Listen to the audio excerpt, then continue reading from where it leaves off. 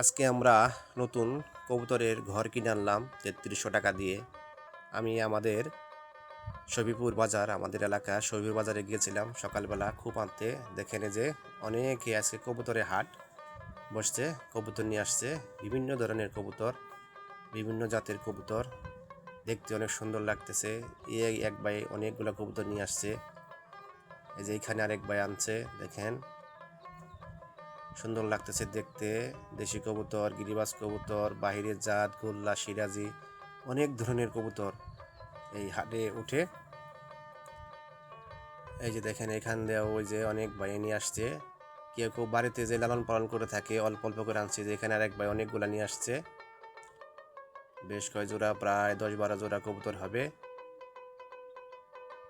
দেখতে ভালোই লাগতেছে। দেখেন এই যে আরেক ভাই আনছে, খাঁচায় সবগুলা দিয়ে দিয়ে রাখছে।